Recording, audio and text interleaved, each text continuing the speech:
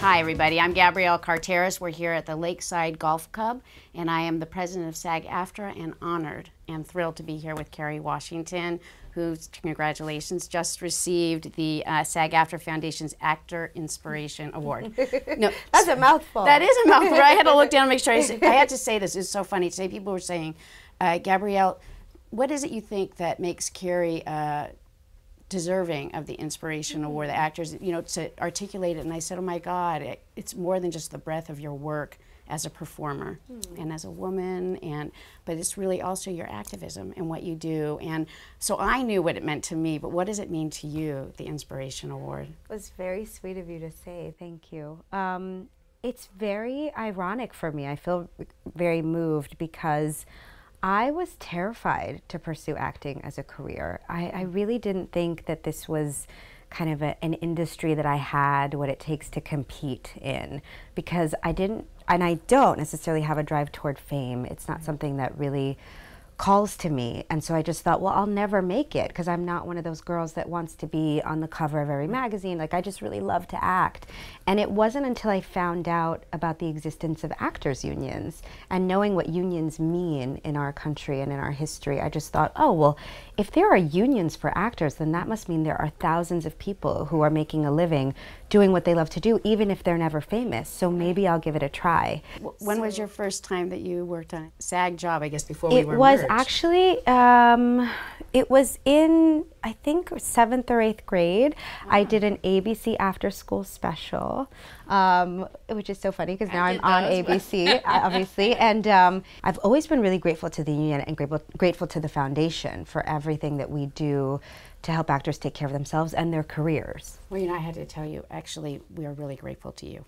It's really, and it's, you know, it's not about the actors who don't work. We really, you know, for the union, it's about supporting like anything, right? That's right. The middle class, the working actor. That's right. And for you, I mean, you talk about when you first began, but here you are in a place where you're setting a path. You are groundbreaking. That's very sweet. In so many ways. So I think that, you know, I want to talk about, I know the fact that, you know, being the first African-American woman since 1974, all right, who has been a lead on a network drama. And I'm looking at that thinking first when I read it, amazing. And then I'm thinking, that's astonishing. And what does that mean when you're hearing that? Because I know you've heard this before, but what does that mean for you when you're hearing that statistic in terms of being the one since 1974? Well, I think I'm so excited that now in our television landscape there are so many more characters of color, and there are so many more opportunities for women and people of color in television especially than ever before. And I'm really excited to be a part of that legacy. And I think it's important. I mean, I'm always joking that it's a delicate balance with what we do with entertainment, because we're not brain surgeons. We don't necessarily save people's lives. Right? Yeah, we're not in the ER actually giving necessary blood transfusions. But you know, in my lifetime, what it means when I hear that statistic is that in my lifetime, I had never seen a black woman as the lead of a network drama. It just didn't happen. I didn't have that image to be oriented towards because I hadn't seen it. And now we live in a world where that's not how it is, you know, where no matter who you are, you can see yourself in the media. And we still have work to do in that area. But that's really important when you're talking about it. You have to see it to be it. To really be able to believe. There's a great picture of Obama in the White House when he's bending down and the little boy, African-American boy, is touching his head. And apparently, I guess he had said to the president, is your hair like mine? And the president said, yeah. And he said, can I touch it? And I see this picture. I honest to God, I was just there a couple weeks ago. And I almost cried because seeing him bend down and touching Obama's head, for that moment, he realized that he could be. And that's really what we're trying to do. That's what we do every day in storytelling. You know, it used to be in ancient times around campfires that we'd gather and tell stories to figure out who we are and who we want to be. And now we gather around a different kind of flickering light. It's the light from our television or our movie theater screens, but we're still figuring out who we are and who we want to be, and we help to do that as actors. Well, and you are now pregnant with your second child. I am. And that I am? No, you are? You are? You are, right? Oh yeah, I am. No, so I have 2 girls. I know you have a daughter, congrats. and I know you don't know what the second one is. Tell me, when you think about this moment, because I told you this is going to be something that we have in the archives of SAG-AFTRA, for history in the foundation and in the union. So if in this moment you could say something to your daughter about the future, like she'll come to see the archives of your work, right? If you were to say, this is what I want to say to you, my children, you know, the message that you want to share with them, what would that be? Well, I hope that my kids don't feel like they have to go to archives to get wisdom from me. I hope they have a more direct line, and that they feel, you know, that they feel like anything that they've seen here, they've heard before.